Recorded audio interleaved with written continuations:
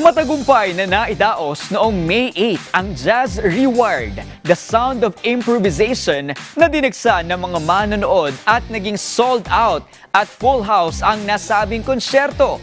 Naging isang pagdiriwang ito ng jazz music kung saan muling binigyang buhay ang klasikong tunog para sa mas bata at mas malawak na audience. Tampok sa naturang konsyerto ang Net25 host ng programang Ito ang Tahanan na si Cynthia Garcia. Ayon sa kanya, siya mismo ang nakabuo ng konsepto ng nasabing event dahil sa kanyang malalim na pagmamahal sa jazz. Layunin din niya na mas maipakilala ang genre sa mas maraming tao at maiparamdam ang natatanging sining at emosyon na hatid nito. Well, ang jazz kasi, matagal na to. Classic jazz, we have a lot of jazz. Classic jazz, merong smooth jazz, yung mga bago ngayon.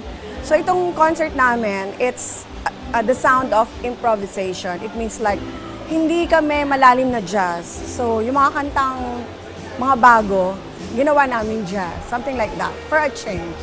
So natutuwa naman ako kasi yung mga kasama namin dito, kahit ang genre nila, mga bata, magaling silang mag-jazz. And syempre, hindi nyo na itatanong, hindi lang ako OPM idol, kundi jazzer din ako. We are here to, not just to entertain, not just to perform, not just to sing. We are here to educate people na, yung mga regular music lovers natin, kung ano lang yung napakinggan nila, kung ano yung narinig nila sa radio, o sa CD, MP3, o sa MTV, parang naka-stack up na sila doon.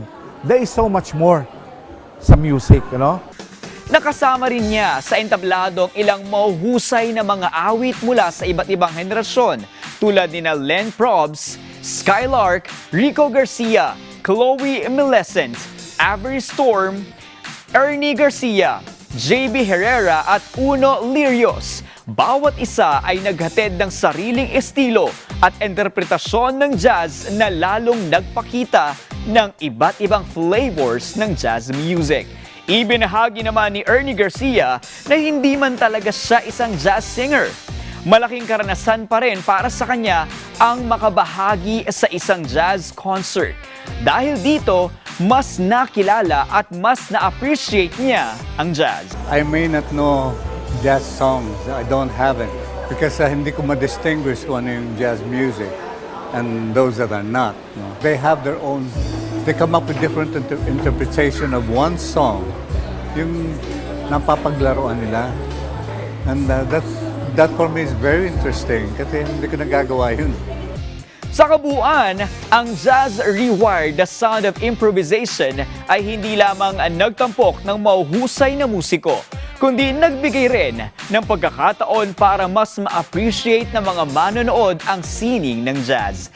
Pinatunayan din ng konsyerto na magkakaiba man ang henerasyon, boses at musikal na estilo. Nagkakaisa pa rin ang lahat sa pamamagitan ng magandang musika.